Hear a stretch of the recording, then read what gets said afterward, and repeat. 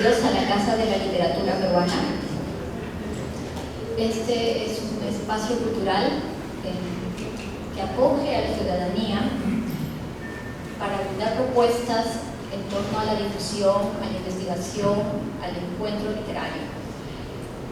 Además, es importante considerar de que la biblioteca es también un elemento muy importante cuando se inauguró este espacio cultural hace ya más de 10, 12 años atrás.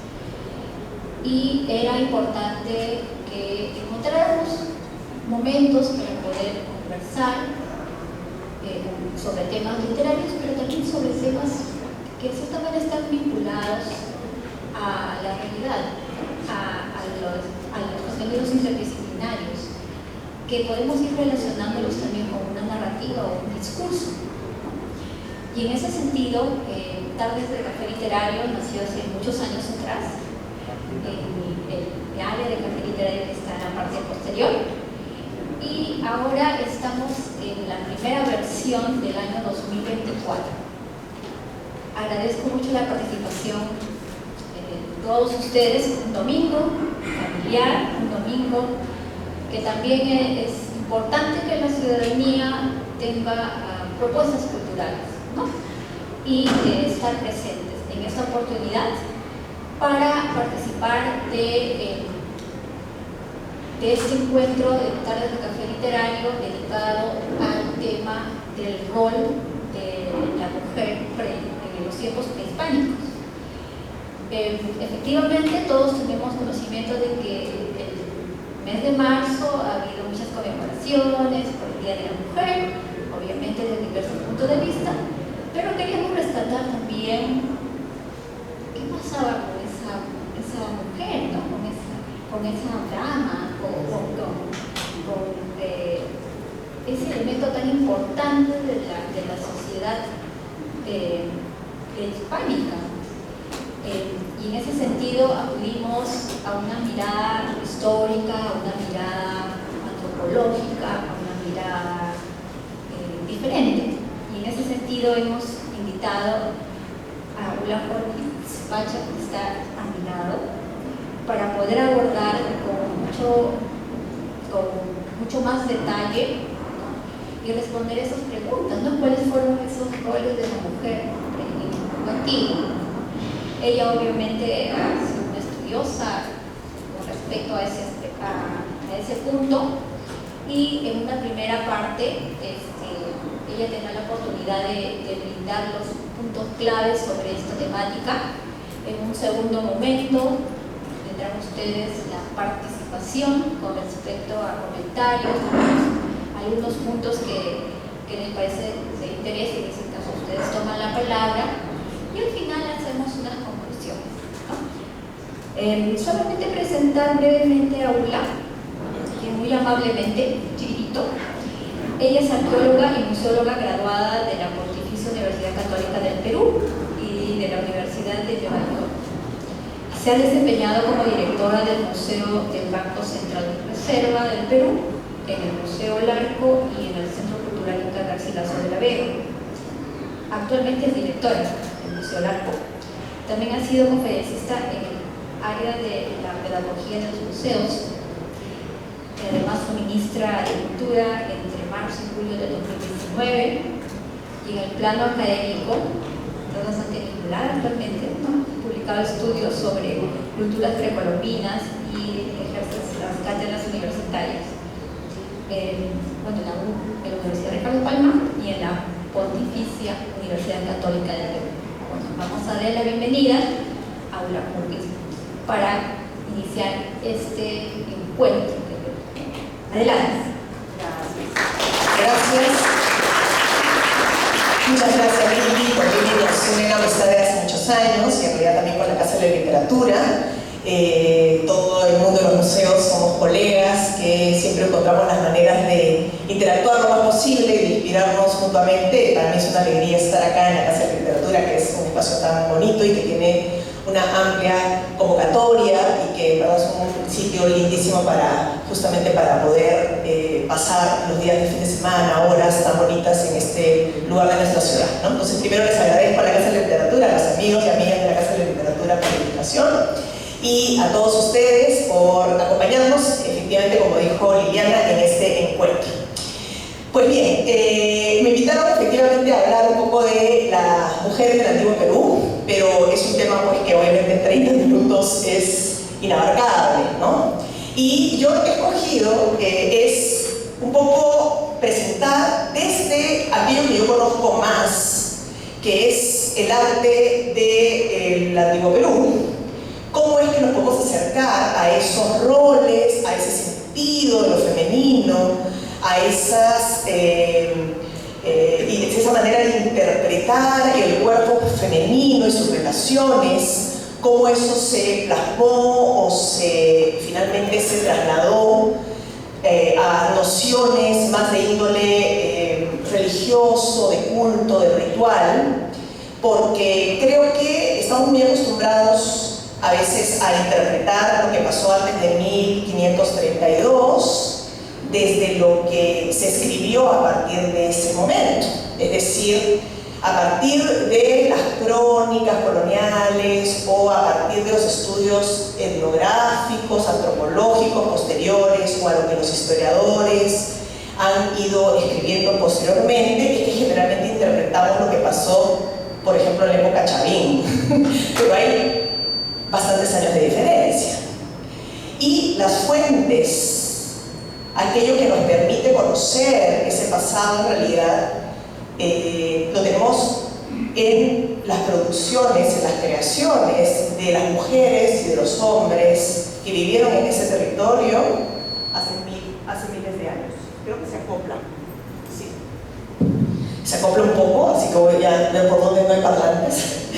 Entonces, en esta conversación con ustedes, yo lo que voy a hacer es compartir un poco lo que vengo haciendo recientemente. Como dijo Lili, yo hace años, bastantes, yo justamente empecé mi carrera académica estudiando el arte moche y me vinculé con el personaje femenino en el arte mochica.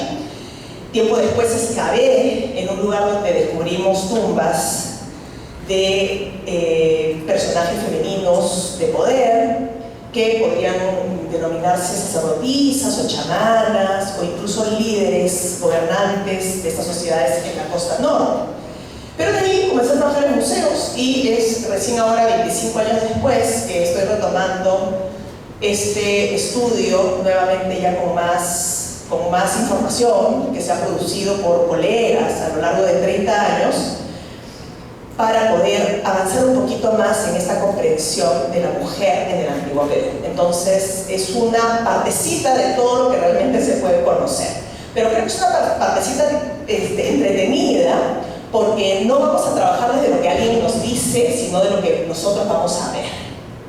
Entonces, yo quiero empezar mostrándoles una imagen ahorita de un monolito, es una piedra más o menos de mi tamaño, que está en el Museo Larco, pero como hay otras que están en la costa norte peruana, en la sierra norte peruana también, en realidad es de la sierra, es de Cajamarca, del sitio de Puntunguás de Pacopampa. Es un monolito que está tallado con esta imagen que está a la izquierda. Y yo no tengo que decirles mucho, porque en realidad cuando uno lo mira, ve una representación de un personaje que tiene ciertos rasgos humanos, pero que tiene también otras cosas que no son muy humanas, ¿no? Yo les puedo adelantar que esta manera de representar a personajes diversos es una manera bien constante a lo largo de 3000 años de representar cuerpos de poder. Es decir, todos se acuerdan del colegio de Huiracocha, ¿no? Bueno, no voy a destruirles la idea de Huiracocha porque no es mi labor hoy día, pero lo podría hacer perfectamente. Pero de lo que se trata es que no hay una divinidad solamente que se para así, con dos bastones. Hay muchos personajes que se representan de esa manera, parados de frente, agarrando dos cosas en las manos o con las manos a los costados. Es como decir, la manera como nuestros antepasados representaban a los poderes, a los cuerpos poderosos, ¿ok? Y en este caso, este cuerpo poderoso tiene una gran cabeza, como todo en el mundo precolombino tiene una gran cabeza. O sea, la cabeza mide prácticamente la tercera parte del cuerpo. tiene un torso y tiene unas piernas, pero vemos algunos rasgos que están ahí y que nos pueden orientar a ver que se trata de un personaje femenino.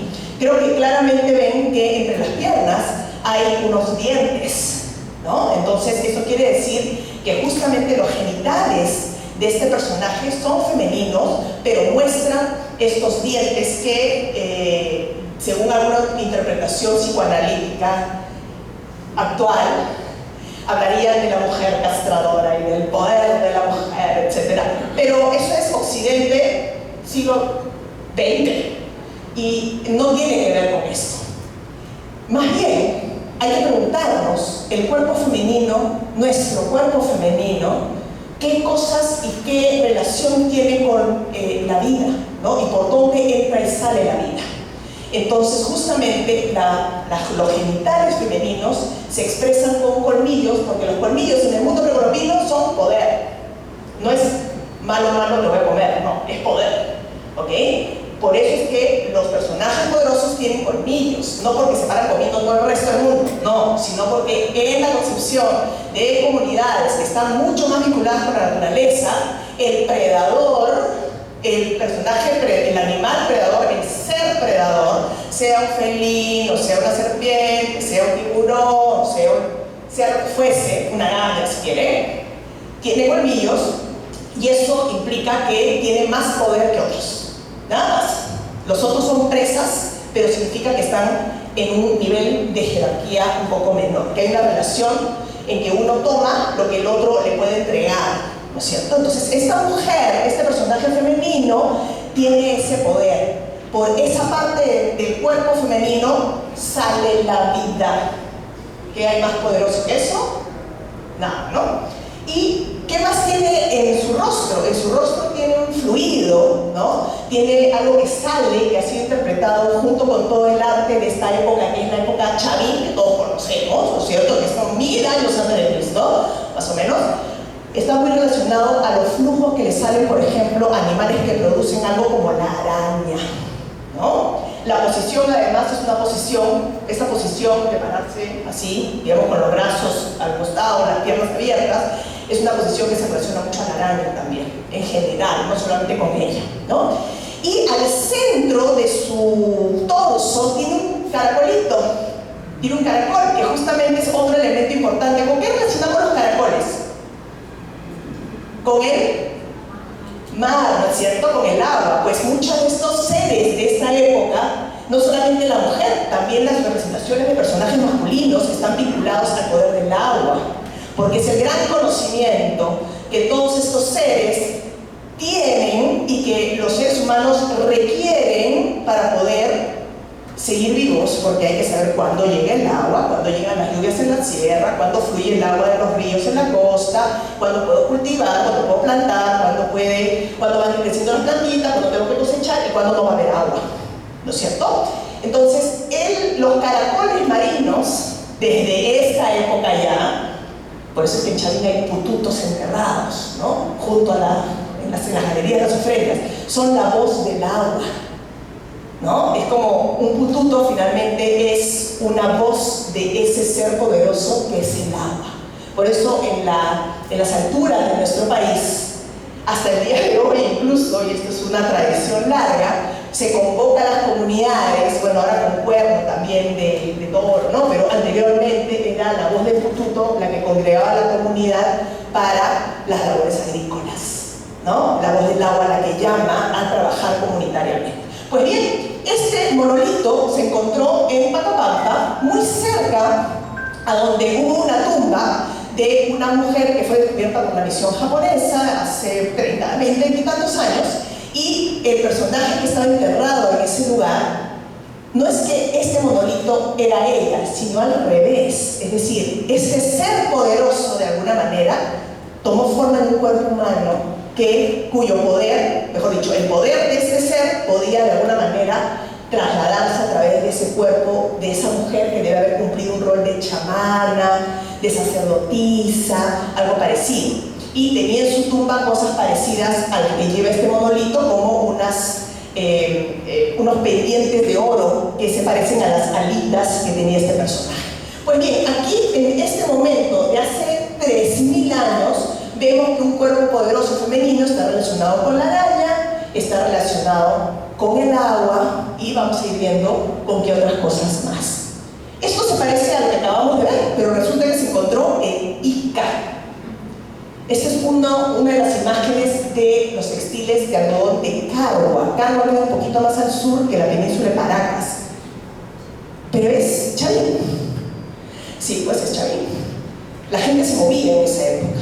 La gente caminaba kilómetros y kilómetros para ir a reunirse en lugares importantes donde podían recibir información, donde se podían reunir con otros, donde podían finalmente rendir culto también a ciertas huacas, ¿no? Y huaca no como una huaca de adobe o un sitio construido, una huaca podía ser justamente un monolito, una huaca podía ser un manantial, una huaca podía ser una montaña, como sigue siendo, en gran medida, sigue siendo hasta el día de hoy, sincretizada con una serie de otras prácticas y creencias, ¿no?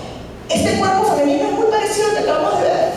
Igual, la vagina, ¿no es cierto?, dentata, como se llama, ¿no? Los genitales con estas fauces, digamos, pero otra parte del cuerpo también. Los ojos de agua, que en este caso, ¿dónde están en el cuerpo femenino? En los senos. ¿No es cierto? Porque también son esa otra apertura que nutre en el cuerpo femenino. Y en la tierra, en Nazca, en Ica, ¿cuáles son esos ojos de agua? ¿No es cierto? O sea, el agua en esa zona está allá abajo y los antiguos y antiguas peruanas aprendieron a acceder a ese lugar del agua. ¿Esa mujer a quién representa? ¿A quién? De alguna manera estamos acercándonos a cómo se puede simbolizar aquel cuerpo del cual sale la vida y también se accede a la nutrición o a la alimentación. Pues efectivamente, de eso estamos hablando. Es bien interesante ver que las obras o las creaciones de nuestros antepasados no representan a una mujer de carne y hueso, sino representan a esta noción del cuerpo femenino poderoso con el cual estamos en constante interacción. Muy bien, esto es también de la misma época que les acabo de mostrar. También de la misma época. Y ustedes dirán, ¿una qué tiene que ver esto con mujer? Ajá. Resulta que es una de las caras más diferentes a todas las otras caras que encontramos en el arte. Este es Cupiznique. Cupiznique es una cultura, bueno, es una zona, la quebrada de Cupiznique, que está entre La Libertad y Lambayeque, por la Papa de Paiján, ¿no? Y es el arte de los costeños contemporáneo al funcionamiento del templo de Chavín en la sierra, ¿no? Los arqueólogos somos expertos en poner un montón de nombres para confundir a la gente, cuando en realidad de lo que se trata es que es la misma gente que está interactuando, algunos más relacionados a la costa, otros accediendo más a recursos y viviendo probablemente en los valles interandinos, ¿no? Resulta que esta pieza del lado derecho para ustedes es un huaco del Museo Larco, en donde hay esta carita que era un poco extraña, porque la veíamos y era como bien arrugadito, ¿no? Entonces, ¿quién es? El viejito, que no lo que llamó, le ponen la viejita. Y resulta que fueron apareciendo algunas piezas en otras colecciones que nos fueron dando luces justamente sobre a quién podría representar. Y ahí ustedes dirán, ¿qué específico que es este tema? Sí, pues porque para poder analizar e interpretar algo con lo cual no hay un texto al costado, uno tiene que mirar todos los detalles de la creación, porque fue hecho esto por una persona hace 3000 años, y si le puso o no le puso algo es porque era significativo. Y resulta que algo que me llamó la atención es el tipo de peinado que tiene, que es un peinado que no es un peinado masculino. O sea, siempre se deja a la mujer como una suerte de cortecito de pelo aquí al costado, aparece desde Caral. O sea, hay una suerte constante en la manera del peinado femenino costero del norte que me llamó la atención. Y esta pieza al costado está en el museo, aquí nomás, en el Museo del Banco Central de Reserva, que cuando tuve la suerte de trabajar ahí, Esta se parece tan viejita, en otro museo, ¿no es cierto? Entonces, sumando cosas, uno se va dando cuenta de que puede ser el mismo personaje. Pero además, resulta que la pieza de la izquierda tiene otro detalle. Y es que la cabeza está sobre... ¿sobre qué?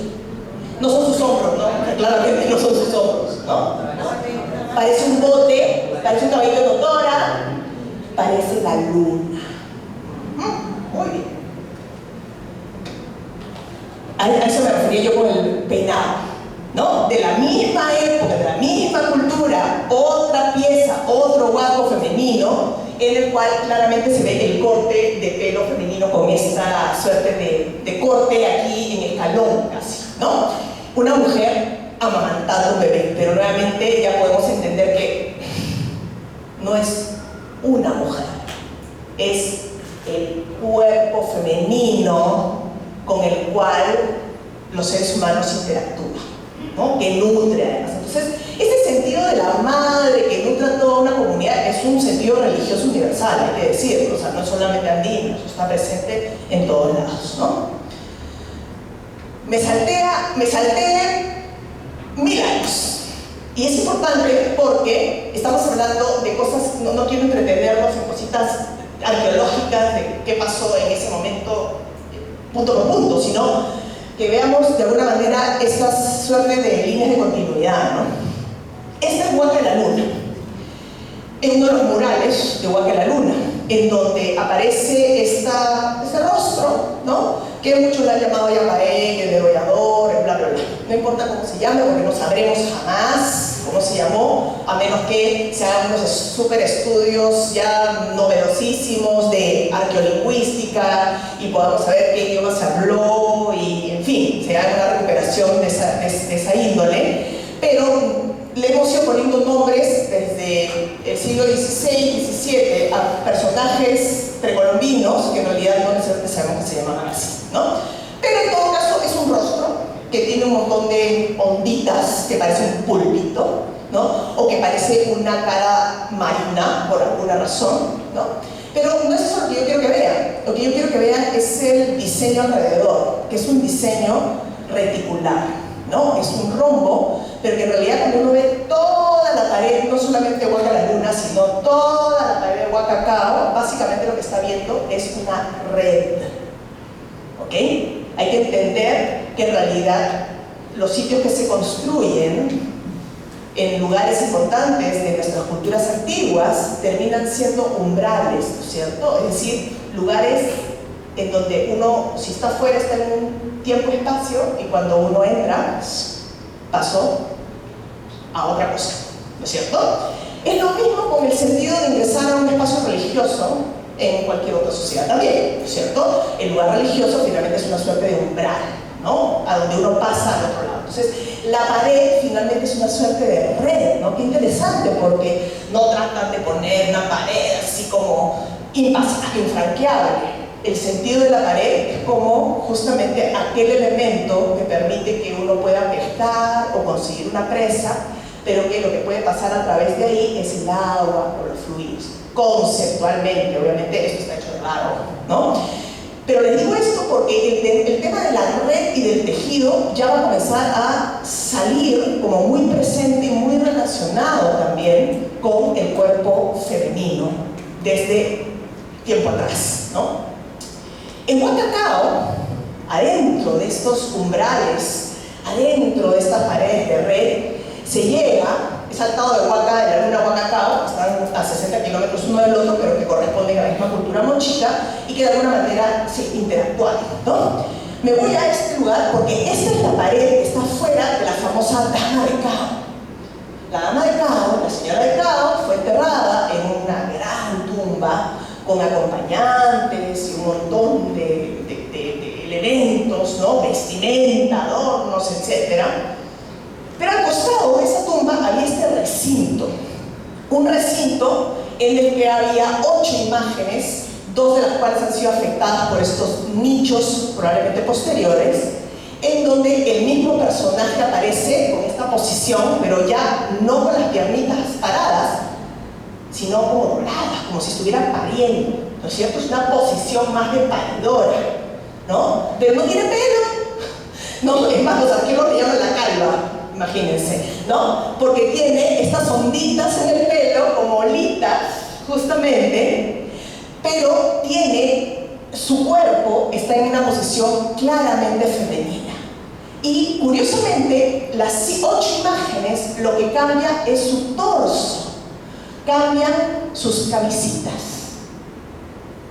Y saben, cuando uno estudia la parte iconográfica, se pone uno a ver las figuritas y comienza a cotejar con toda la información iconográfica que hay, y uno se da cuenta que la camisita cambia en este sentido. A veces tiene símbolos de semilla, a veces tiene símbolos de surcos, a veces tiene símbolos de mariposas y polillas, a veces tiene símbolos de venida de las aguas.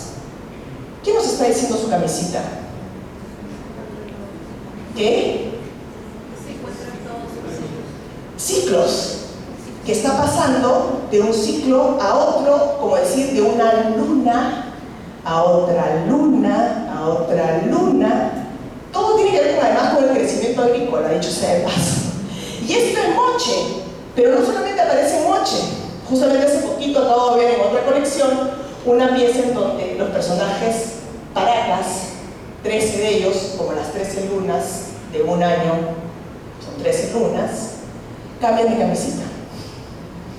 ¿Por qué? Porque justamente todo lo que sucede en esta parte, es decir, en la tierra, en donde se trabajan los seres humanos, va indicando cómo va aconteciendo el año agrícola. Ahora podemos entender el gran sentido que tiene el tejido en nuestro antiguo Perú y hasta el presente. Porque lo que se teje no son solamente dibujitos, es conocimiento. Lo que se está tejiendo es conocimiento sobre el mundo en el que se vive y las etapas por las cuales pasan, digamos, los seres, el crecimiento de las plantas, etc. Y les pongo al costado una imagen difícil de leer, lo sé, porque solamente quería mostrar lo difícil, lo chiquitito que son los dibujos. Esto está en un huaquito de este tamaño. Parece un mate murilado, ¿no es cierto? Ese nivel de detalle tiene. Dibujado, esto tiene también que ver con los mochicas, pero ya en la etapa final, más o menos del año 700 después de Cristo. Y si ustedes ven en la esquina superior izquierda, lo que tenemos es justamente la misma imagen de la mujer, desnuda, picoteada por unas aves, probablemente unos gallinazos, ¿no? Lo mismo que en la imagen, he sacado solamente un escaque de lo de Dama de Cao, y ahí podemos ver justamente acompañada por los gallinazos. Muy parecido, o sea, estamos realmente frente a este cuerpo al cual en algún momento, porque si regresamos a la imagen anterior, esta es una escena de entierro, este ser se entierra, muere y en algún momento va a renacer. Por lo general, en los huacos mochicas no se representa todo un ciclo completo. Generalmente se representan algunos episodios de mitos de ciertos personajes. Con lo cual podríamos pensar de que en este huaco se nos está contando el mito de este personaje que en algún momento muere, en algún momento se le entierra. Es difícil para ustedes verlo, pero no es una imagen, son como 8 o 10 de este mismo tema, y el personaje enterrado es ella también. Muy bien, y pasamos a los huaquitos que más cuando uno ve dice, ¡ah, mujeres, mujeres!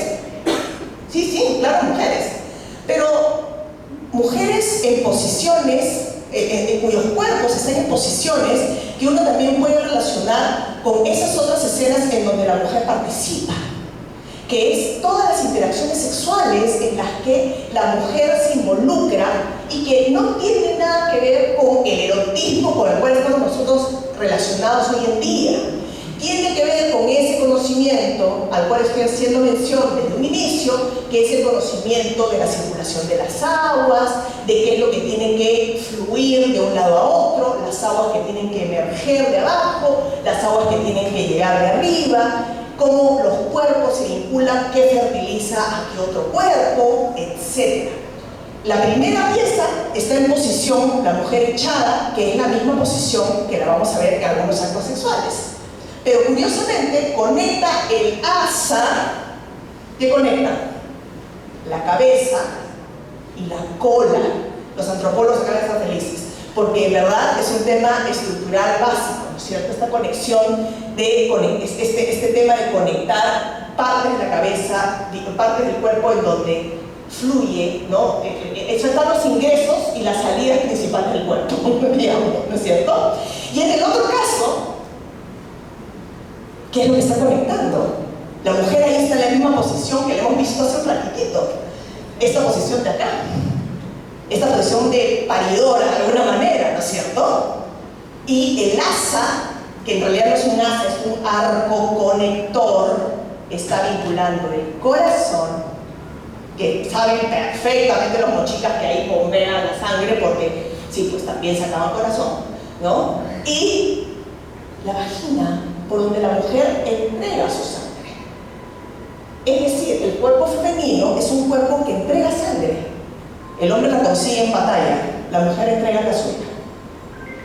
Hay un artículo lindísimo, que tiene una antropóloga, exoneradora del arte israelí, que trabaja en el Perú hace mucho tiempo, Batami Arce, que se llama Dando vida, tomando vida, que es toda el análisis de la circulación de la sangre, digamos, en las comunidades andinas, referidas a cómo el combate está vinculado al sacrificio, por ejemplo, ¿no? Entonces, para que vean que estos cuerpos femeninos no son cualquier mujer, es ese cuerpo, digamos, conceptualizado, ese cuerpo imaginado colectivamente como el cuerpo poderoso por el cual circula la vida, ¿ok? Ahí lo ven, por eso les decía yo que ahí, por ejemplo, tenemos una imagen en donde la mujer está en esta posición, digamos, boca abajo, y está copulando con una divinidad. Y eso sucede en el mundo de abajo, es decir, la divinidad está entrando al cuerpo, está regresando al cuerpo femenino, y eso significa que está volviendo allá abajo, al mundo de los ancestros. El cuerpo femenino como una entrada a su mausoleo. No es mi imaginación, sucede en muchas representaciones del arte precolombino, y el elemento escalonado que ven ahí en la pieza hace alusión al ingreso al mundo de abajo.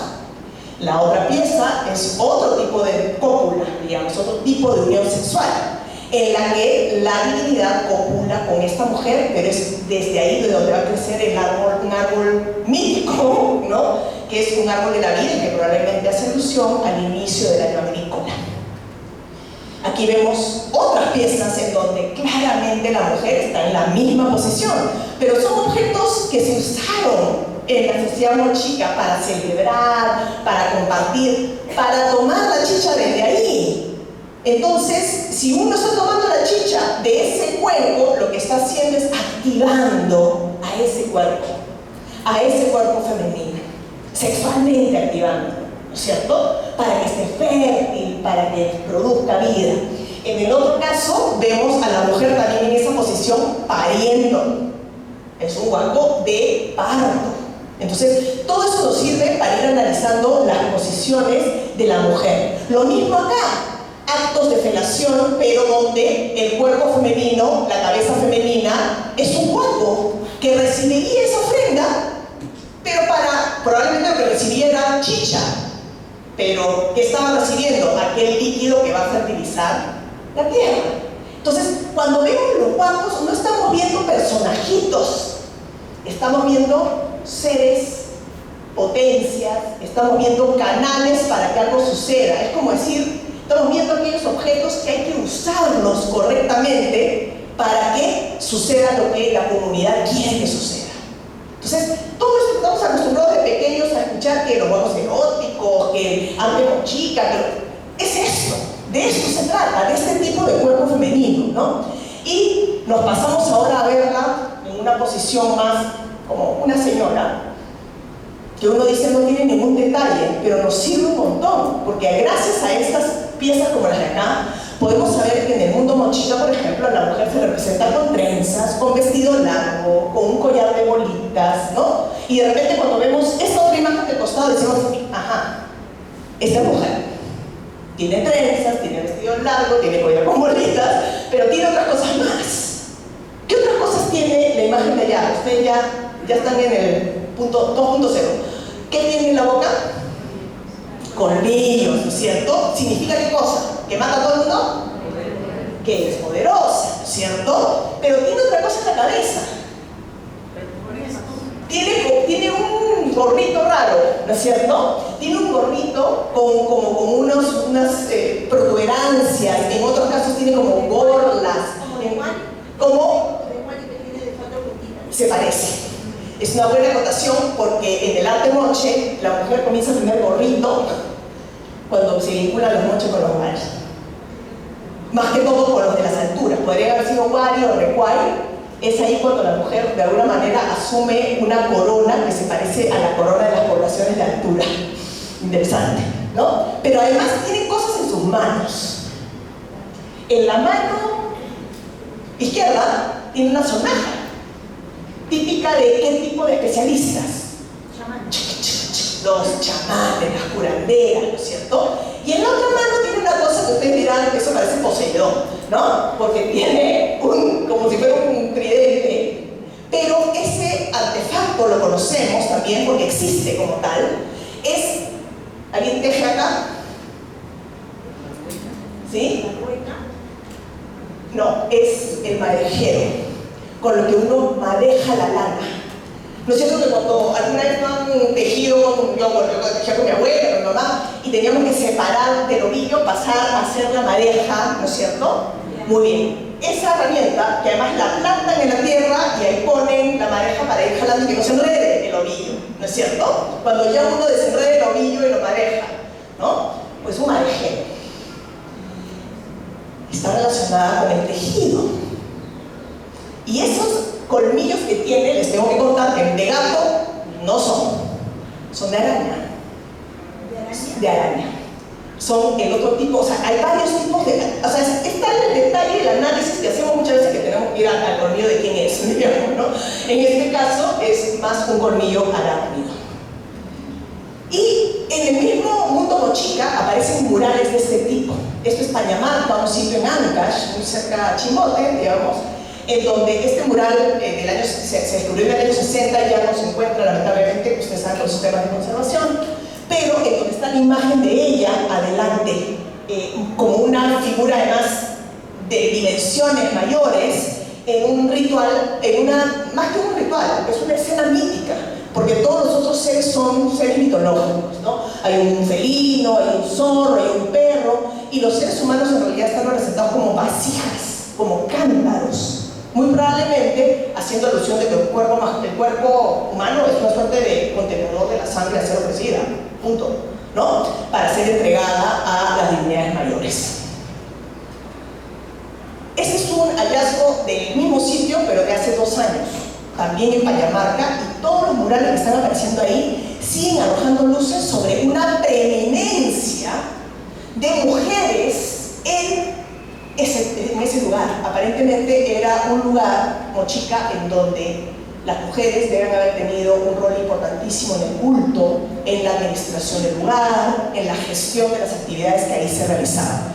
Estas, ahí las pueden ver a las mujeres en la parte de abajo, igualitas que el huaquito que les he mostrado hace un momentito, ¿no?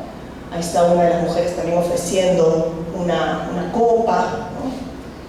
Y seguimos con piezas mochicas en donde ya uno puede comenzar a sumar y decir, sí, pues la mujer tiene esos poderes, o en todo caso el cuerpo femenino tiene esos poderes de los cuales venimos hablando.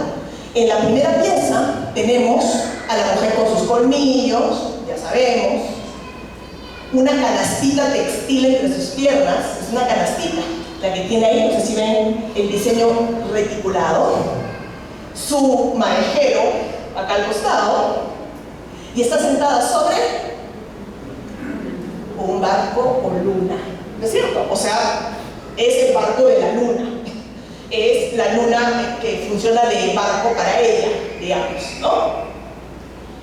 Pero no solamente en escultórico, también en mochila tenemos este tipo de imágenes donde ella está sentada sobre una luna creciente que funciona como barquito, ¿no?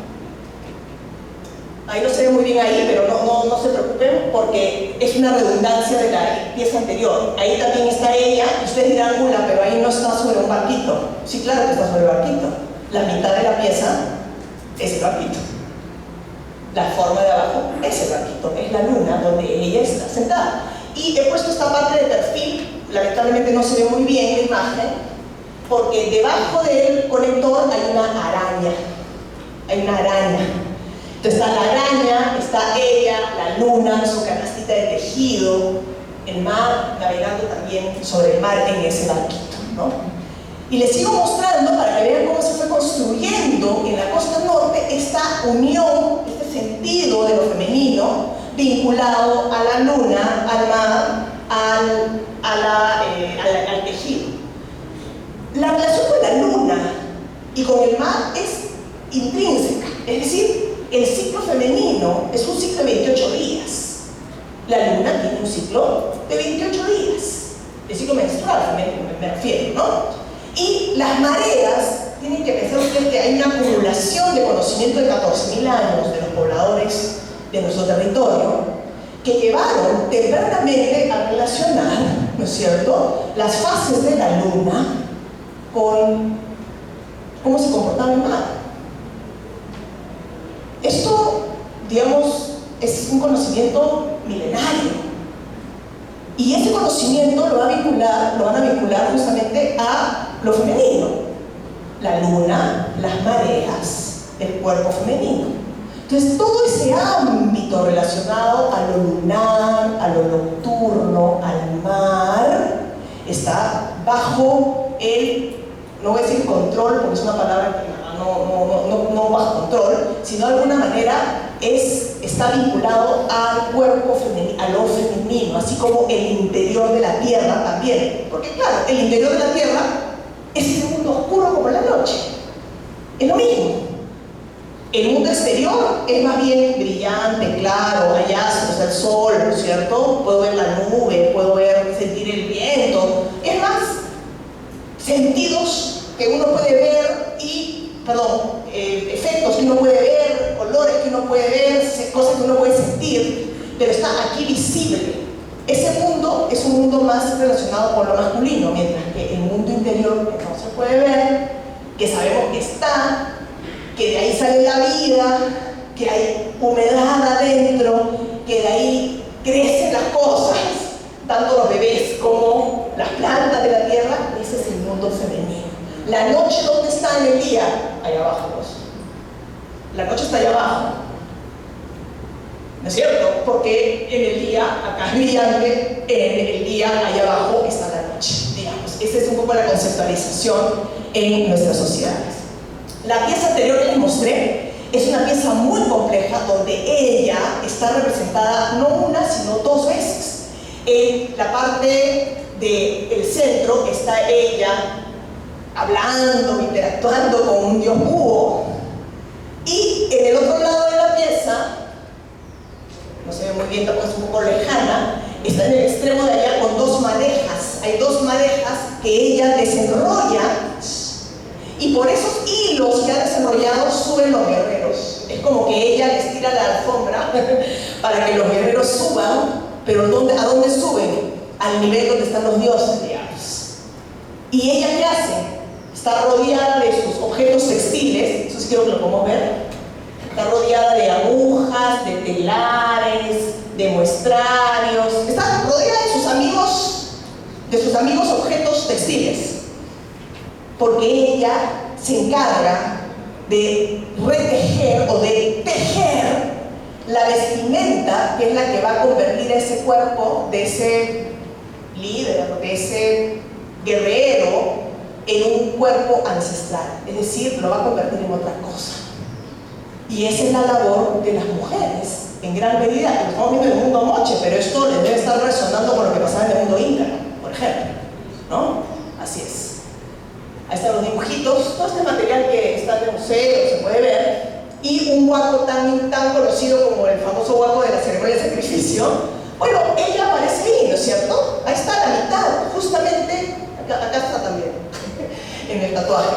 Ella es la que está al medio, justamente entre la divinidad solar, que está a la izquierda, y la divinidad de la Vía Láctea, estelar, de las estrellas, de la lectura de los cielos, que está a la derecha. Y ella está intermediando entre los dos, porque claramente la luna como tal, ¿solamente la vemos de día? Es más, en estas fechas que estamos ahorita en equinoccio, que acaba de pasar el equinoccio, tanto en marzo como en septiembre, la luna se ve muy clarita en el día. Uno la ve desde las 5 de la tarde por la parte, digamos, del este, ¿no? Uno la ve clarita, porque va a comenzar a hacer el mismo recorrido, en realidad no hace recorrido, nosotros somos los que nos movemos, que el sol, ¿no? Entonces, igual, uno la ve saliendo de detrás de las montañas y no la ve hundiéndose en el mar. Sale el mismo recorrido, o sea, el sol y la luna se persiguen de alguna manera, ¿no? Y ella se le puede ver de noche y de día, pero no solamente eso, sino que como potencia femenina, como poder de lo femenino, ella intermedia entre los dos mundos, entre ese mundo, digamos, del agua y el mundo del sol. Ella propicia que eso suceda, que se encuentren. Esta es una escena calendárica, hay que decir, es como si fuera la escena de el inicio de la primavera, de alguna manera. Es muy probablemente está vinculada al equinoccio de primavera, septiembre, que es el momento en el cual los seres humanos en nuestro territorio esperan que comiencen a llegar las aguas dentro de poco, ¿no es cierto? Las aguas tienen que comenzar a llegar en octubre, en noviembre, para que realmente haya un buen año agrícola. Ahí está ella arriba, pero también hay un objeto relacionado a ella abajo, el madejero también, que está actuando como un intermediador para la realización del sacrificio. Imposible leer esta pieza. Esta es la imagen que está en la pieza. Igual es chiquitita, chiquitita. Y es una pieza increíblemente importante porque después de mucho tiempo esto permitió enlazar episodios donde está la mujer representada. Voy a subir para esto, ¿ya? No sé si tiene puntero acá.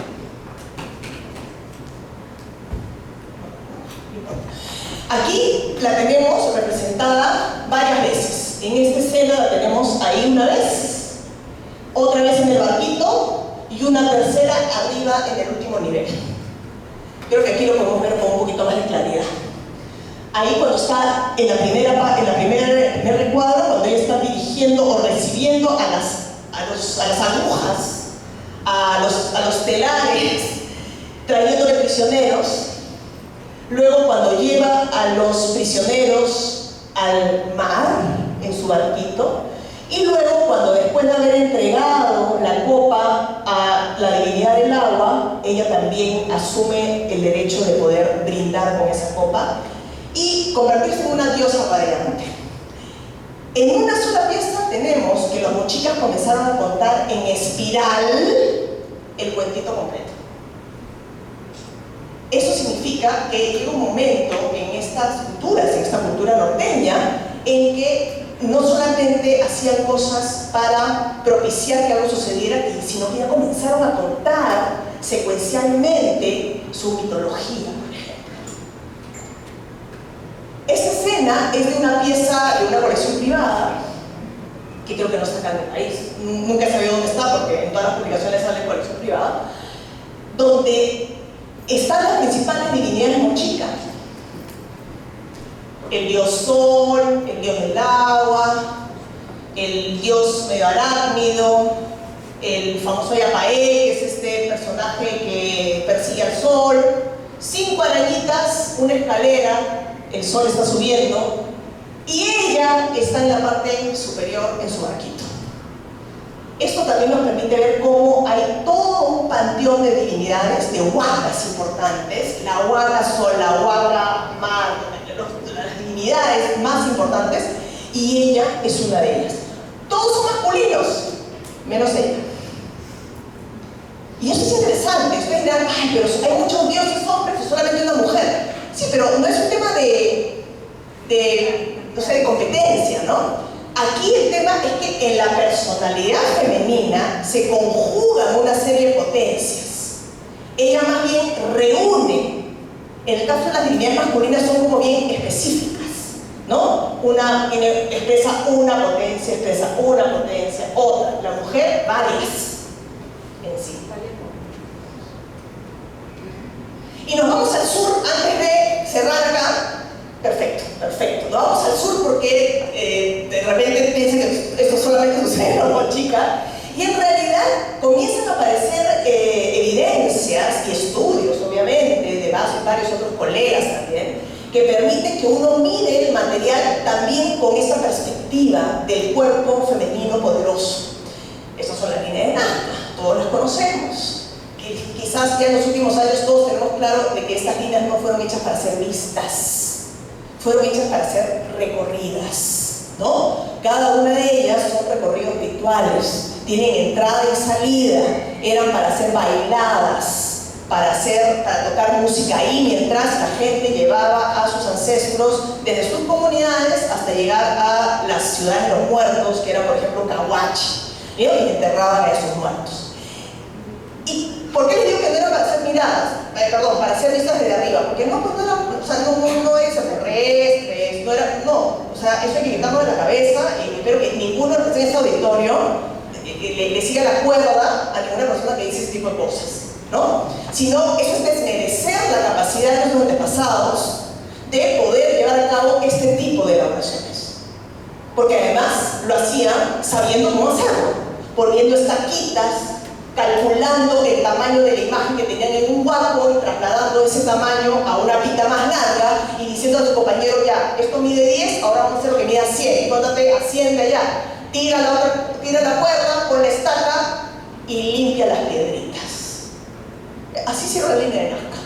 O sea, no es que sea algo imposible, al contrario, requiere ingenio, requiere coordinación, trabajo en equipo, y un gran deseo de transformar la piel de esa tierra con esto.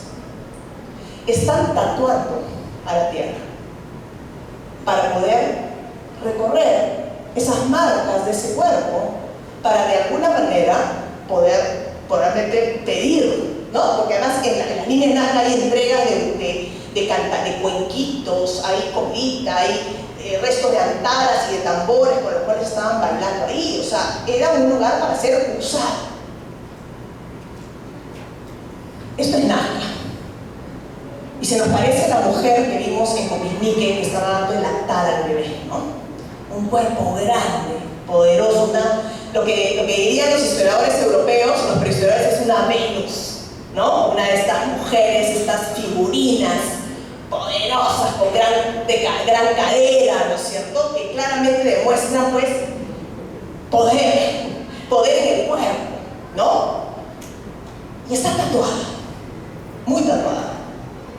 Pero además está tatuada en las caderas, está tatuada en la vulva, y además también tiene los Nazca, por eso también tienen un cortecito de pelo diferente para las mujeres, que es por si acaso, ¿no? Otro huaquito, Nazca, y también está tatuado, y también tiene su bebé, ¿no? Es una madre, es un cuerpo que nutre, ¿no? Y las caritas son graciosas, porque parecen memes, ¿no? Pero son caritas de germinaciones, por ejemplo, de semillitas en germinación. O estas de acá son más caritas estelares, como si fueran grupitos de estrellas. Otra más. Y como ven, el cuerpo siempre es como claro, ¿no es cierto? Qué interesante, ¿no? Porque uno se pone a pensar cómo es la zona de Nazca, que es una tierra amarillenta, una pampa árida, cubierta de piedritas marroncitas termofracturadas, que son las que se arriman para dejar a la vista la piel de la pampa y crear con eso esas imágenes. Y tenemos pues a ese cuerpo femenino que ustedes dirán, ¿y cómo sabemos que esa es una divinidad o es una huaca? ¿Le pueden contar los deditos a la señora? ¿Cuántos deditos tiene en cada mano? 6. ¿Qué? ¿No sabían contar? No. Lo especial, lo sagrado, se marca. Y se marca con estos elementos excepcionales. A veces son los dedos de los pies, a veces son los dedos de las manos, no solamente con seres que son de forma humana, también a veces de repente vemos, el otro día me encontré con un lobo marino que tenía 6 patas, pero el lobo marino no tiene 6 patas, pero justamente en el estudio del lobo marino como un ser sagrado, también importantísimo, es como el guardián de la isla, ese lobo marino, ¿no? Entonces, esto también está estudiado por otros investigadores con artículos ya publicados en donde se hace todo un estudio desde las crónicas, etcétera, de cómo se marca la huaca, ¿no? Cómo la huaca tiene estos elementos de ser especial, algo diferente a lo normal, por así decirlo, ¿no? Es como aquel marcado por el rayo, ¿no? Y está dando a luz, o sea, uno la ve y parece que no pasa nada, ¿no? Pero está dando a luz a otra como ella. Además, ¿no? O sea, hay este tipo de detalles en el arte andino, ¿no? Aquí también está, miren el gran tatuaje que tiene. Y bueno, otras figuritas que no son tan grandiosas, pero que igual nos cuentan de lo femenino, ¿no? En este caso es un cuerpito donde tiene, claro, la vulva la tiene un poco más en el estómago, porque en realidad está echada, o sea, pero es como se le representa, ¿no? La otra es una figurina chiquita que también está marcada con sus estrellitas, por ejemplo, ¿no? Otras más, donde en toda la pierna tiene pececitos. Claro, porque la mujer también es como un estuario, ¿no? O sea, sale la vida hacia el mar, por ejemplo, ¿no? Entonces es como, imaginemos que la tierra es toda una gran mujer que pare vida, claro, donde vemos la gran cantidad de vida, ahí en la playa, donde los nazca también se iban a marisquear, a pescar. ¿De dónde salió eso? Del cuerpo de la diosa, ¿no es cierto? Y nos vamos a Wari, rapidito, nomás para que vean que esto continúa. Esta es una pieza Wari, con la misma carita arrugada. Bingo, porque en verdad, cuando uno la ve, tiene el mismo peinadito que los Pupinique, también. Y lo ponemos junto a esta no es la misma pieza que les mostré, es una pieza que está en el Museo Chileno de Arte de Colombina, ya son 3 de nuestra viejita, más la pieza Wari que tenemos acá, que es una constante. Ahí está. Y si nos vamos al arte un poquito pre-Lambayeque, post-Wari, lo que llamamos el estilo transicional, encontramos a esta mujer con su red como la huaca en la luna, ¿no? Todo su cuerpo es una red, básicamente, como un cuerpo mediador. Y su cabecita, ¿se acuerdan desde la escultura, desde el monolito Pacopapa que tenía su cabeza así como 2 lóbulos? Igualitos, sigue así modelada la cabeza de la mujer. Y en el arte Lambayeque continúa. Esta es una copa de plata. El dibujo, el repujado que tiene es de muchas divinidades, pero una mujer. Ya hemos dicho, varias masculinas, una mujer. Esta es la mujer en su posición de paridora, exactamente igual a todo lo que hemos estado diciendo. Ahí está el dibujo un poquito más claro. Pero ¿qué es lo que pare? El mar pare. Pare camarones, pececitos. Es como que de su cuerpo se abre ese flujo de agua. Está en una copa de plata maravillosa de la cultura lambayeque. Esta no está acá, esta está en el Museo de Denver, este vaso, y esta corona sí está acá, en el Museo Bruning, esta corona de la señora de Chornancá, también la palicana, para que todo esto es lambayeque, para que vean cómo continúa en este arte, un poco difícil, un poco lejos, pero ella está acá también, nuevamente, en su posición de paridora de las aguas, de la vida marina, etc. Pero también aparece, ahí está más claro, ahí la pueden ver, está más clara cómo está.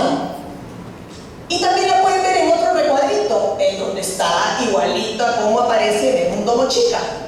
Sus borlas a los costados, su telar, y cuidando un entierro, es como la mediadora con el ingreso al mundo de abajo.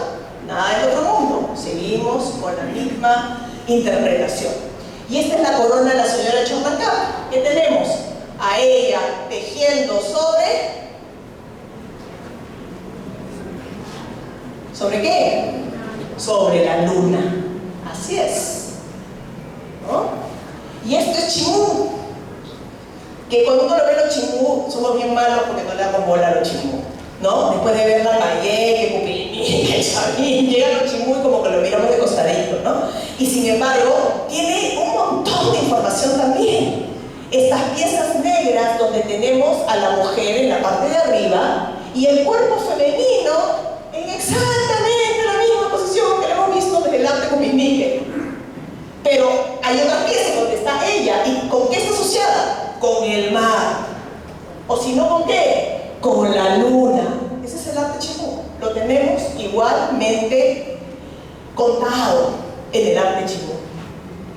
Con la luna, y además con forma de concha bivalva, ¿no? Que es la concha espótico, que está muy relacionada a ella también. Muy bien. No iremos a lo inca porque si no, esa es otra conferencia. Listo. Muchas gracias.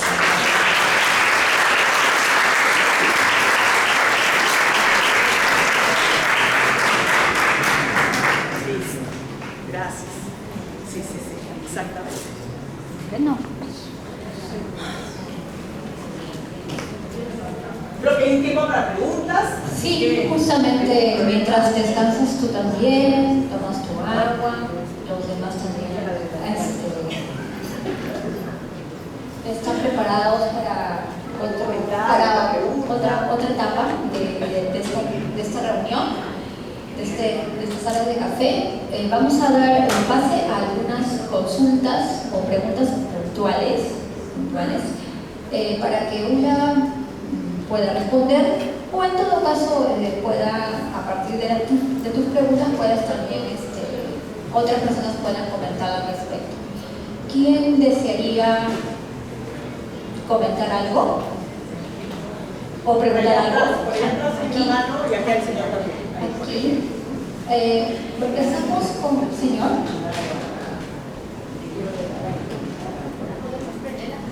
Buenas tardes.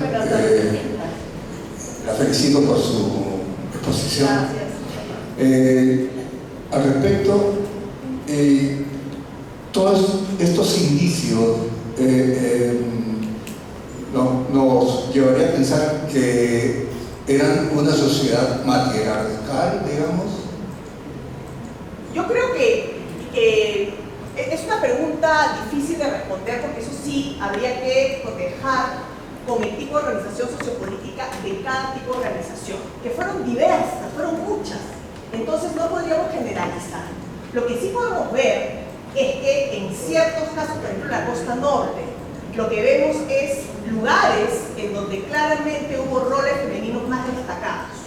Que más que ser matriarcal, querría decir que algún tipo de actividad o rol de ese sitio debe haber tenido que ver más con lo femenino, ¿no? Por ejemplo, lugares en donde se preparaba chicha. Por ejemplo, el sitio que yo excavé en la costa norte, en Chepén, las tumbas de las sacerdotisas, San José de Moro, etc., estaban asociadas a un lugar donde había un mausoleo, zonas de entierro, pero también había una zona muy extensa de producción de chicha, justamente porque mucha gente venía a otros lados para celebrar esos entierros. Entonces, es como si la mujer tenía un gran poder. También había tumbas de personajes masculinos de la misma, digamos, del mismo rango, si quiere uno decir, pero la iconografía, una serie de elementos del arte indicaban que la mujer tenía un rol como oficiante del culto muy importante, ¿no? Ahora, alguna sociedad más norteña, por ejemplo los tayanes, sí, efectivamente pareciera que en ese caso las lideresas de las comunidades eran mujeres, y que además había poliandría, o sea, tenían varios maridos, ¿no es cierto? Y eso era propio de esa sociedad. Si eso lo podemos ver en otros casos, no, estudiando puntualmente. Lo que sí nos queda claro de esto es que aparentemente sí hay una suerte de noción compartida de que me cuesta decirle la palabra territorio, de que el cuerpo con el cual los seres humanos interactúan permanentemente, que es la tierra, es femenino. Eso sí parece ser una noción compartida. Y le fueron asignando además otro tipo de poderes, como la relación con las mareas, con el mar. Eso es bien costero. En la sierra, mucho relacionado al tejido y a la araña como mediadora, como cuidadora de los cuerpos, como aquella que es la que se encarga no solamente de dar la vida, sino de cuidar el retorno de la vida al otro lado, ¿no? Son como roles que uno mira por todas las culturas y se encuentra con resonancia, ¿no? Con cosas muy parecidas. A nivel sociopolítico se tiene que afinar mucho más el estudio comunidad por comunidad para ver qué roles, y además va cambiando con el tiempo, es decir, alguna sociedad en donde podría haber habido un poder femenino más preponderante en un momento dado, puede haber cambiado en un momento posterior. Algo parecido parece estar pasando con el mundo mochica entre su etapa temprana y su etapa tardía. La etapa tardía parece ser una sociedad un poco más guerrera, un poco más donde las autoridades masculinas tuvieron más preponderancia, mientras que en la etapa más temprana pareciera que los roles femeninos tenían una distribución y una importancia mayor. Entonces eso debería ser más puntual, ¿no? Espero responder su pregunta. ¿Quién más? Según el orden, creo que había levantado primero señorita y luego.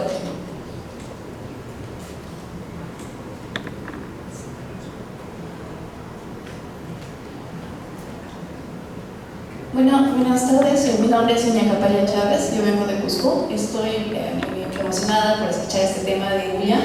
Y bueno, justo en pandemia yo estuve estudiando un poco el papel de las mujeres y encontré la cita de María Rostorowski, que hace relación a la anterior pregunta, ¿no? O sea, en realidad ahorita en esta sociedad moderna vemos como quién es más importante que cuál, ¿no? Que si los varones o las mujeres.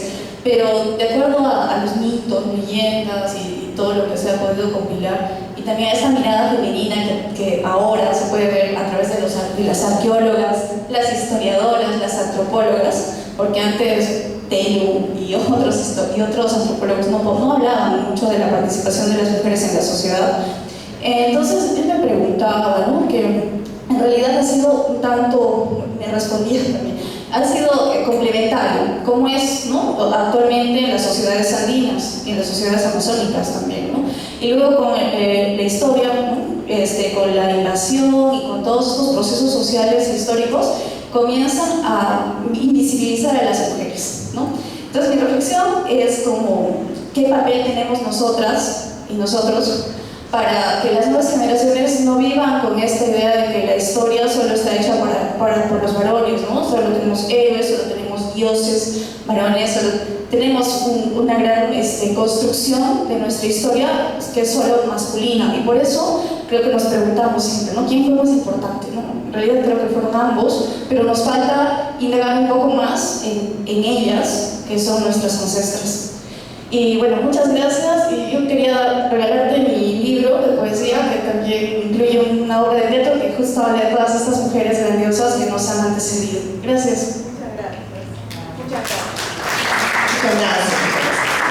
Sí, yo creo que es importante también. Hay un tema bien interesante de lo que acabas de decir, porque cuando uno ve el conjunto de representaciones o creaciones precolombinas, como se los he mostrado acá, uno ve un montón de personajes masculinos, y ve poco, entonces dices, uy, de repente no era tan importante, ¿por qué tan poquito?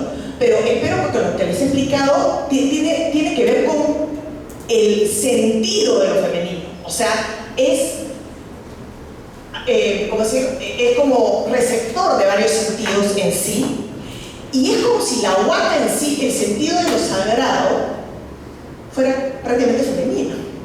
O sea, hay un sentido, como, no digo total, porque sería, digamos, no creo que sea tampoco un tema total, pero sí el cuerpo que alberga, que recibe, que da vida, que cuida, que está relacionado a los ciclos mensuales, etc., es femenino, y sin embargo no se representa tanto a una es la diosa luna, la otra es la diosa tierra, la otra es la diosa... son una sola. Yo al ponerme mi tesis cuando yo tenía 22 años es que veía que hacía un montón de cosas y le decía a mi asesor, es que deben ser varias. Y me dice, bueno, demuéstralo, que son varias, ¿no? Y en realidad al final terminaba uno encontrando que era ella misma la que iba haciendo esas otras cosas, ¿no? Entonces esto nos lleva a pensar que en realidad más que diversificarse, ¿no? Este cuerpo poderoso femenino en realidad como que va sumando, como lo hacemos nosotras, sumamos cosas que hacemos, ¿no es cierto? O sea, y es un rasgo femenino dentro de todo, ¿no? Tiene un correlato, a mí no me causa gracia, pero de alguna manera siempre me sorprende positivamente encontrar esta suerte de correlaciones. Y como bien dijiste, no es un tema de más importante o menos importante, o no nos podemos basar en cantidad de representaciones para decir es más o es menos, ¿no? Tiene que ver con cómo entender este sentido y dentro de qué rol, si queremos ponerlo así, cumple lo femenino dentro de la sociedad. Lo mismo cuando uno dice, ay, pero las labores tienen que ver con lo casero y no con lo público. ¿Por qué pensamos que lo casero es menos importante que lo público? Cuando en realidad es en la casa donde se decide, por ejemplo, qué come la gente, cómo se limpia, cómo se atiende un cuerpo, cómo se educa, cómo aprende un niño. La lengua materna, por eso es materna, no es lengua paterna, es lengua materna, ¿no es cierto? Porque se transmite de la madre, ¿no? Entonces, esto que es lo íntimo, el espacio del hogar, no tiene por qué ser menos.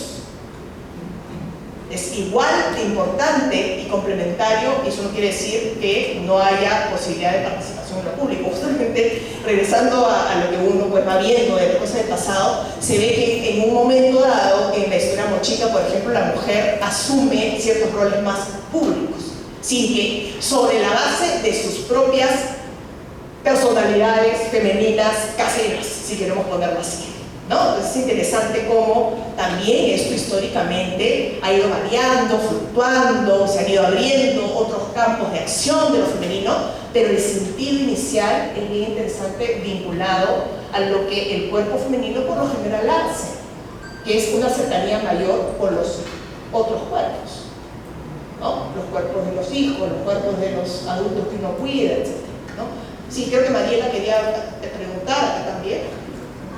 Ahí también, ahí tres.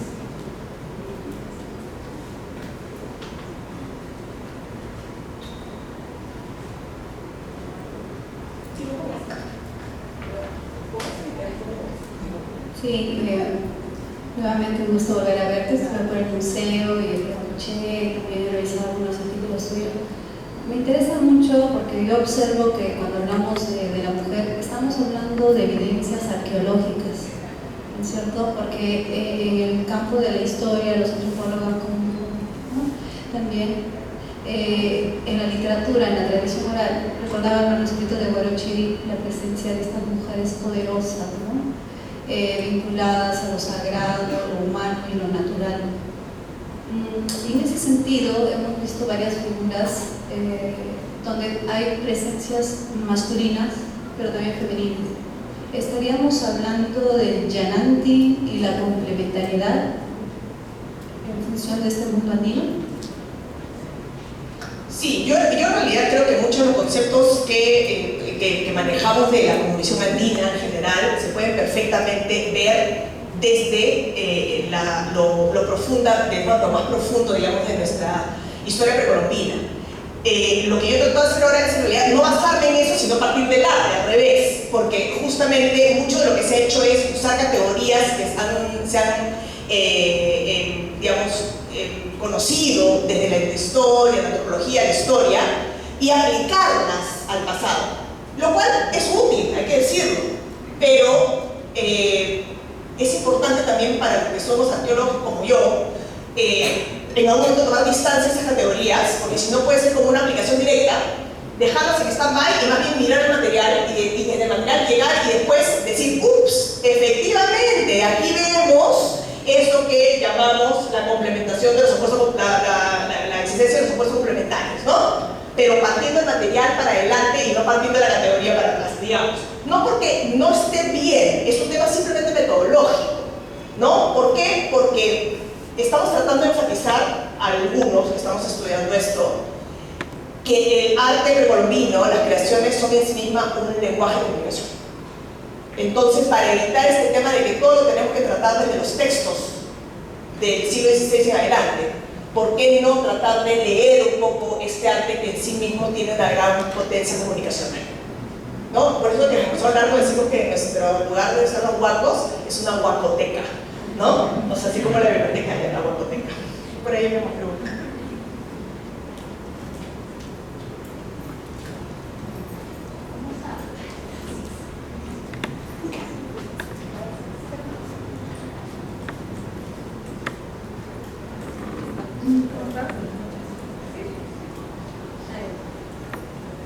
Me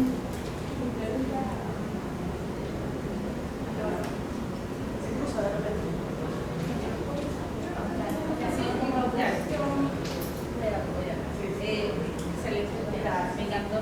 Mi pregunta es sobre las mujeres ya en el periodo arcaico, porque en Caral, en este periodo del arcaico, no están las figuritas, ¿no? Están ya representadas.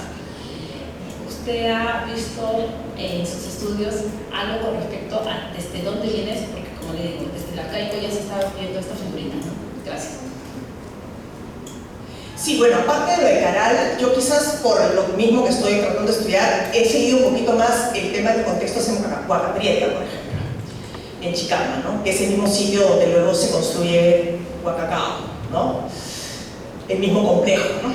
El brujo. Y en realidad las tumbas de esas tumbas, mejor dicho, las cosas más conocidas de Huaca Prieta eran esos matecitos, por ejemplo, ¿no? Esos mates pirograbados que nos han enseñado del colegio, evidencia más temprana del hombre de Huaca Prieta. Resulta que era mujer de Huaca Prieta, ¿no es cierto? Porque la tumba de la señora que tenía los mates y que también tenía otros elementos como hojitas de sauce en la boca, que aparentemente una chamana importante, era una mujer. Y en todo el montículo de Huaca Prieta, por ejemplo, donde todavía no hay cerámico, pues todo precerámico, como bien sabes, el montículo se fue formando porque la gente se reunía ahí a comer con el lugar. El lugar era un lugar sagrado, ¿no es cierto? Un humedal que tenía pues cantidad de comida, en la laguna costera, el lugar para pescar, el lugar para mariscar, en fin, hicieron surcos sumamente temprano, las evidencias más antiguas de Palta de hace 10.000 años están ahí. Olvídense, o sea, era como vivir en un lugar pródigo, ¿no es cierto? O sea, donde la comida, el alimento era una madre dadivosa, ¿no?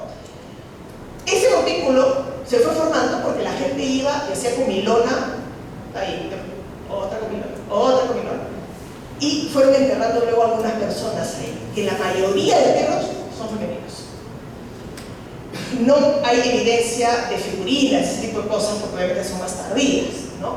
Pero hay evidencias de que estamos hablando de sociedades del arcaico en donde la presencia femenina como el grupo, digamos, o el saber femenino relacionado a, por ejemplo, a los primeros cultivos, a los primeros conocimiento de ciclos de las plantas con los pallares, por ejemplo, eso se va a comenzar a ver en el arte desde temprano. O sea, hay ese tipo de cosas. Más evidencias en esa zona de elementos femeninos en el arcaico, yo creo que está trasladado a la simbología marina, a la simbología, digamos, de este conocimiento que se ve en los sitios, ya sea en incisiones, en las incisiones de los mates, en los primeros tejidos que se comienzan a hacer, ¿no? Pero básicamente ese es un poco más mi conocimiento de esa zona de la época arcaica, ¿no? Bueno, una pregunta más. Ella fue en el foto. ¿Alguien más? Bueno, hay una pregunta más para poder hacer una mini dinámica rápida para poder cerrar el asunto.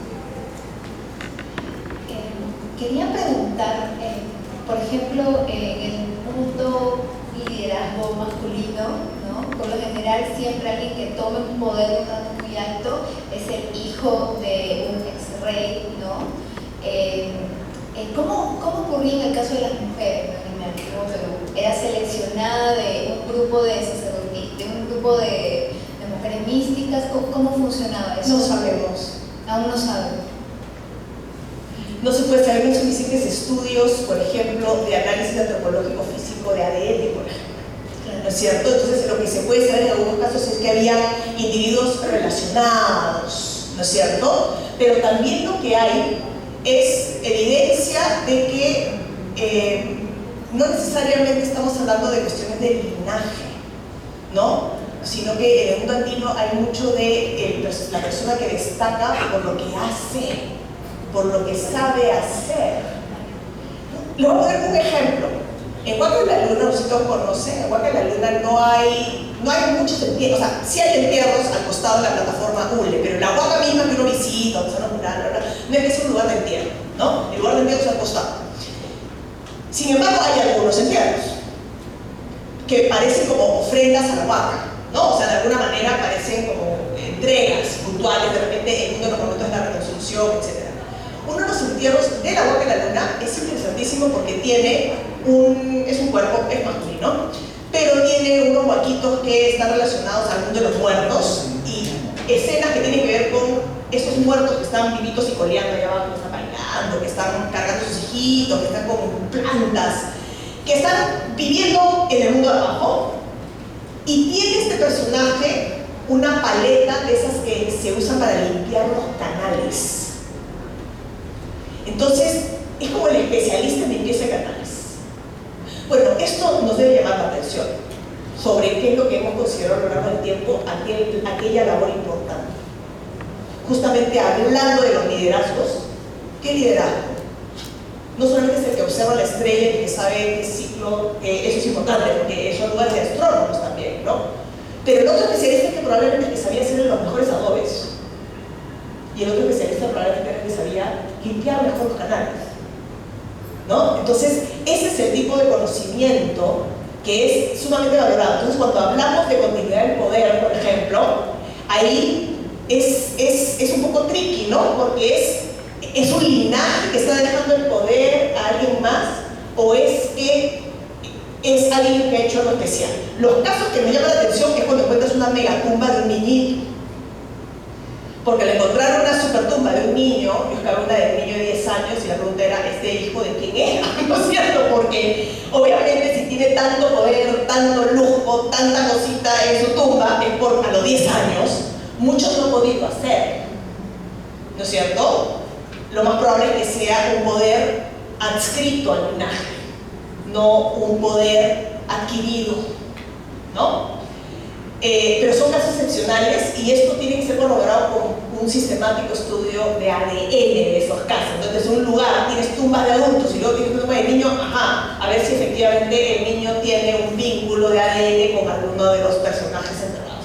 Ahí es como se podría, no, porque no hay texto que nos lo diga, no hay figurita que nos lo diga, porque, ojo, todo esto que les he mostrado no es vida cotidiana. Estos no son objetos como fotos que representan algo. Estos objetos que les he mostrado, cada uno es un ser de poder. No es una representación de nada. Ellos son huaca. El monolito es una huaca. No está representando a nadie. Eso es el ser poderoso. Entonces tenemos que cambiar nuestro concepto de cómo vemos el arte precolombiano, como cuadritos enrollados. No son eso. ¿No? Es otro tipo de creación. Son canales para que se haga eficiente algo que quiero hacer, que hable la huaca, que corre el agua, etcétera, etcétera. Listo. Les agradezco muchísimo. Lo que voy a hacer es... Gracias. Voy a compartir con Lili, a ver si se puede encontrar un canal donde colgarlo, algunos textos que son obviamente referencias para mí, que son textos libres, ¿no? Que son textos que han publicado investigadores diversos que se pueden leer y pueden complementar lo que hemos conversado, ¿no? Porque no es generación espontánea ni que se vayan ocurriendo algunas cosas, ¿no? Donde vale la pena siempre tener un poquito más de sustento bibliográfico, y eso es lo que voy a compartir con la Casa de la Literatura. Sí, muchas gracias. Eso era importante destacar y rescatar, porque Julia ha sido una gran investigadora de este tema de la mujer, ¿no? Desde que empezó su tesis. Y justamente tengo en mis manos uno de los, un consolidado una síntesis de lo que ha sido tu estudio sobre los roles de la mujer en las culturas prehispánicas. Es un trabajo para la escuela, ¿no? Justamente era una suerte de pequeño folletito que se sacó para facilitar un poco la comprensión de los últimos hallazgos para la escuela. Exacto. Entonces la idea es que no solamente lo que hemos podido apreciar, reconocer, se quede en el ámbito académico, en esos espacios, sino que también pueda ser estructurado en la escuela, ¿no? Para tener una visión mucho más amplia de lo que en este momento hemos tenido, y agradecemos en ese sentido. Gracias. Finalmente, para agradecer su participación, presentación. Solamente quisiera hacerle dos preguntitas rápidas y quien me levante la mano y conteste, les voy a facilitar en calidad de donación un libro que se llama Relación de Antigüedad de este Reino de Perú, que es una versión en formato de historieta del cronista Joan de Santa Cruz Pachacuti. Primero, la primera pregunta es: ¿qué es aquello que les ha llamado la atención o les ha desconcertado? Vamos a dar participación a la exposición. Me ha sorprendido que la mujer ha sido representada por todas las culturas, con la luna, relacionada con la araña. Me parece muy importante que debemos valorar siempre, ¿no?, a la mujer. A través de la historia nativa, pero esa valorada debe seguir valorándose. Me parece importante. Bien. Y la otra pregunta. Vamos a hacer por allá, de lo que hemos podido escuchar de Ulla, ¿cuáles podrían sintetizar los roles de la mujer del Perú antiguo? A ver.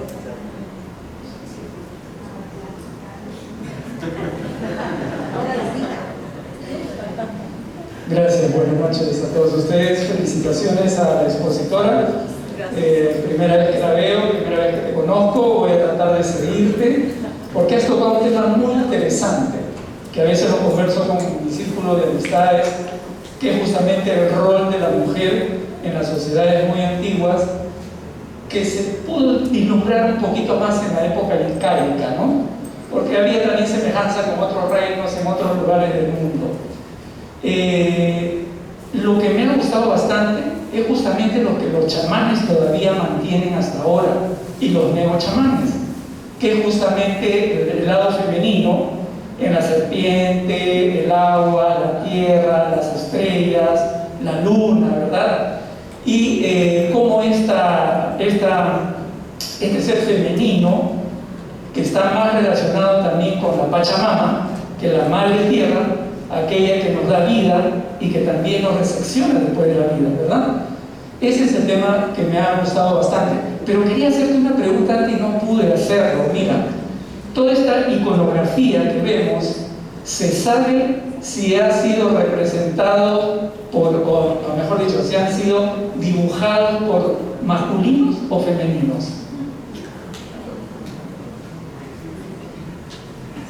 Bueno, se apagó el reloj, pero es una buenísima pregunta. Hay pocas, Sí, gracias. Creo que se puso uno por ahí.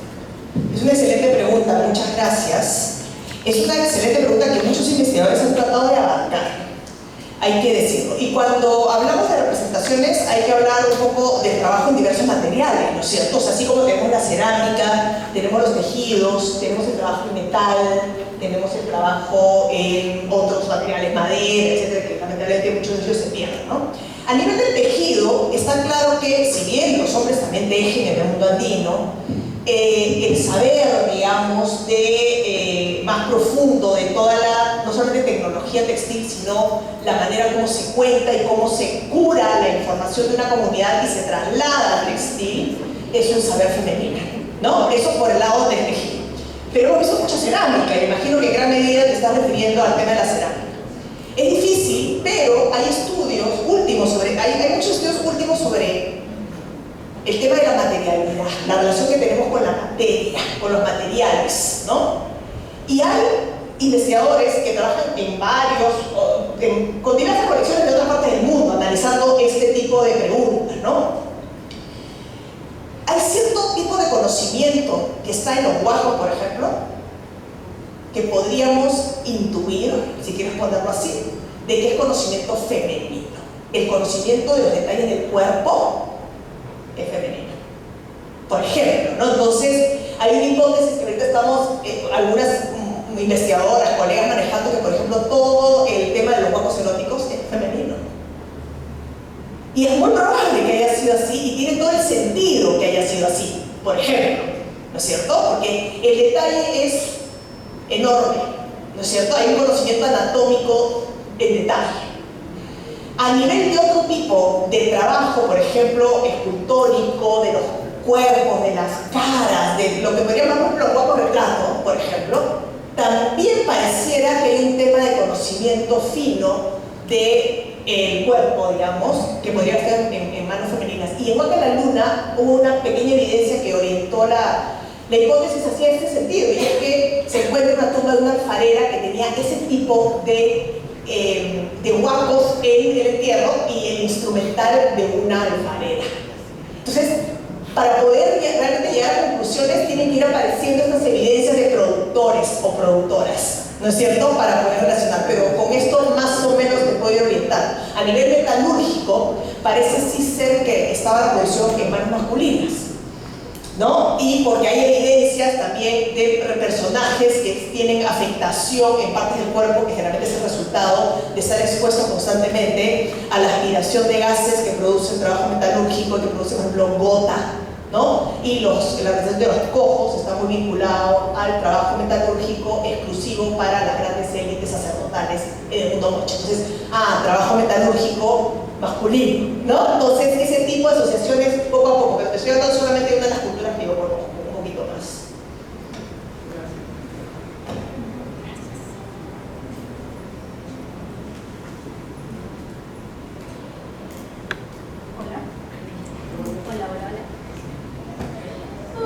Ya, ahora sí que lo escucho. Bueno, con esta última intervención de Eula damos por concluida nuestra primera tarde de café literario, sintetizando a la mujer del antiguo Perú desde la mirada de una diosa. Estoy tomando la referencia del artículo preparado como sacerdotisa, curandera, chamana, ayudante de ritual o sacrificada, huracán o señora poderosa,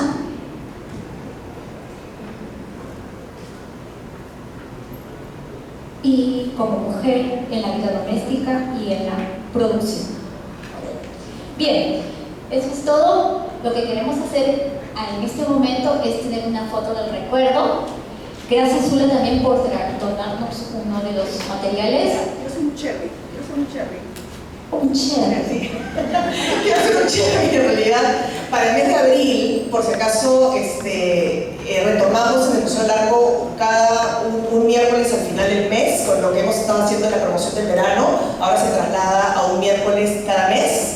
Es una fecha muy bonita, en donde hay programas diversos rotando desde las 3 de la tarde hasta las 9 de la noche. Se abre hasta las 9 de la noche el museo. En este caso va a ser el último miércoles de abril, si no me equivoco es el 24 de abril o algo así. Es el último de abril, pero síganos en las redes del Museo Largo, porque así como conversamos acá, hay que ir a relacionarse con los objetos ahí, porque creo que van a descubrir un montón de cosas. Es una fecha promocional, está a 10 soles de entrada y se tiene todo incluido, ¿no? O sea, las visitas guiadas, el taller, etc. Entonces es una tarde como para disfrutar con la familia, con los amigos, con la pareja, etc. O solo, porque verdad se pasa súper bien. Y no solamente es abril, ¿no? Busquen otra fecha en mayo, otra fecha en junio. Síganos en las redes porque ahí comunicamos, ¿no? Entonces es más fácil ahí calendarizar cuando uno ya ve, sigue al museo, y siempre vamos a mandar avisitos de cuándo es la fecha. Eso es lo que yo quería avisarles. Gracias. Vamos a hacer la foto, primero el intercambio de libros. ya. Reggaetón. Sí, esto está quedando aquí en la biblioteca, como para que lo puedan leer. Al fondo les voy a pedir que alcen las manos para que... Vamos, Eso. al fondo. Todos saludemos. Ya. A ver. Ya, todos en 3, 2, Digan, whisky. 1. Saluden. Whisky. Perfecto, muchas gracias. Gracias.